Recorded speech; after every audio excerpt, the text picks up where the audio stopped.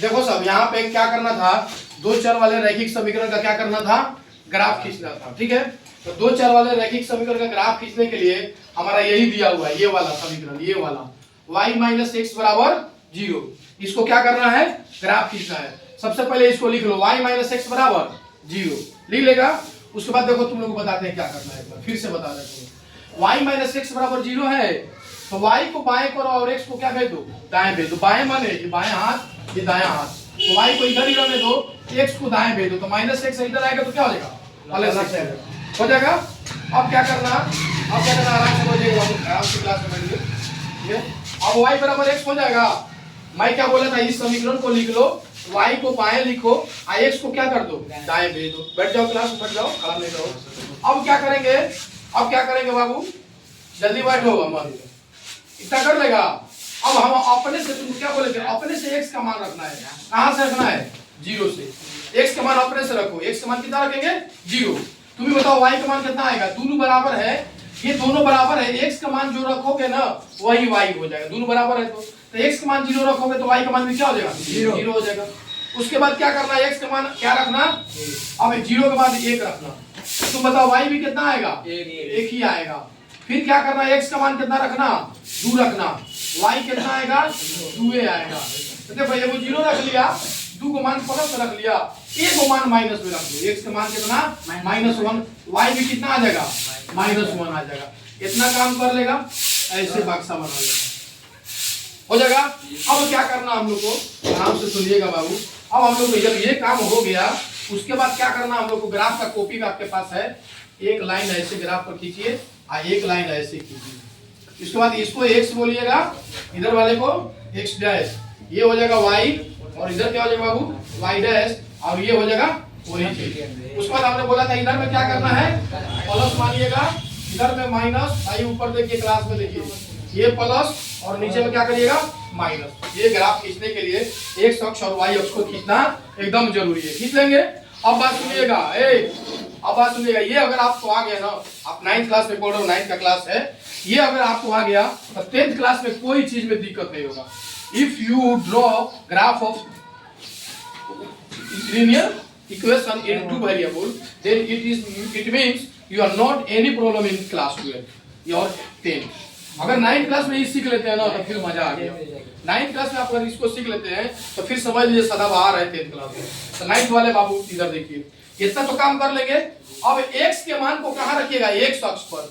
x के मान को कहां रखिएगा, x अक्ष पर, और y के मान को कहां रखिएगा, y अक्ष पर। तो देखिए कैसे रखेंगे मान, x का मान देखिए कहां तक गया है, ज्यादा से ज्यादा 0 1 2 -1, कहां तक गया, ज्यादा से ज्यादा 2 तक। तो x के मान 2 तक रख लीजिए। कैसे रखिएगा, 2 तक प्लस में गया है तो 1 और 2 ये प्लस रख लीजिए, और x के मान प्लस में 2 तक गया है तो माइनस में भी -1 और -2 तक रख लीजिए। समझ में आ रहा है, नहीं समझ में आ रहा है। x का मान प्लस में कहां तक गया है, 2 तक, तो प्लस इधर ना होता है तो 1 और 2 कर लीजिए। फिर जब x का मान प्लस में 2 तक गया है तो x का मान माइनस में 2 तक कर लीजिए। फिर उसके बाद y में देखिए, y में प्लस में कहां तक गया है, 2 तक, y में प्लस में 1 और 2 कर लीजिए। और तब जब y में प्लस में 2 तक किया है ना तो y में माइनस में भी 2 तक कर लीजिए। ये काम कर लीजिए। नहीं आया, आया ना। अब इतना करने के बाद अब वैल्यू को मिलाना है। सुनिएगा, ये कौन पॉइंट होगा बाबू, x का मान 0 y का मान 0 0 0 होगा। बताइए 0 0 कहां मिलेगा, मूल बिंदु पर मिलेगा। तो आप क्या करिएगा, अब यहाँ पे ऐसे बिंदु बना के ऐसे यहाँ लिख दीजिएगा 0 हो जाएगा। उसके बाद आइए इस बिंदु को देखेंगे, ये बिंदु x का मान भी 1 y का मान भी 1, दोनों प्लस है तो प्रथम क्वाड्रेंट में जाएगा। 1 के सामने x में 1, x का मान 1 है तो 1 पर रखिए, 1 के सामने और फिर y में 1 के सामने। आपको दिख रहा है यहाँ पे ऐसे दिख रहा है, इसको 1 1 लिख लीजिए। कितना लोग क्या करता है, इसे मिला लेगा, ऐसे मिलाएगा। ये सब नहीं मिलाते हैं, ये सब नहीं करते हैं, ये सब नहीं करते हैं। सिर्फ आप क्या करिए, 1 के सामने बिंदु देखिए, इस 1 के सामने देखिए, ये वाला हो गया। अब आते हैं हम लोग किस पर, इस वाले बिंदु पर। देखिए x का मान भी 2 है और y का मान भी 2 है, तो दोनों प्लस में, तो इसी में मिलेगा प्रथम में। x का मान 2 और y का मान 2। देखो भाई यहाँ है कि नहीं है, यहाँ पे है, इसको 2 2 कर दीजिएगा तो तीनों बिंदु हो गया। अब एक माइनस वाला बिंदु है, देखो x का मान -1, y का मान भी -1, कहाँ मिलेगा, दोनों निगेटिव है तो देखो देखो ना कौन घर है, x का मान -1 y का मान माइनस, दोनों माइनस में है ये वाला घर में मिलेगा। तो देखो कैसे, x का मान -1 y का मान -1, बोलो भैया यहाँ पे मिलेगा कि नहीं मिलेगा? -1 मिलेगा। सब बिंदु को आपने दिखा दिया। अब क्या करना है, स्केल आपके पास है, स्केल रख करके एक लाइन मिला लीजिए। तो स्केल रख के लाइन मिलाइएगा, ठीक है। तो ये लाइन ऐसे मिलते हुए ऐसे इधर चला जाएगा और इधर ले जाइएगा तो ऐसे करके चला जाएगा। बताइए ये क्या चीज आया? सरल रेखा। इसी को बोलते हैं स्ट्रेट लाइन। इंग्लिश में क्या बोलते हैं बाबू? Straight line. इसको इंग्लिश में बोलते हैं स्ट्रेट लाइन, ठीक है। हिंदी में क्या बोलते हैं? सरल रेखा। सरल, ठीक है। बताइए ये कितने घात वाला समीकरण है? एक घात। दो चर में, अंग्रेजी का अक्षर दो है, दो चर में एक घातीय समीकरण है या रैखिक समीकरण है।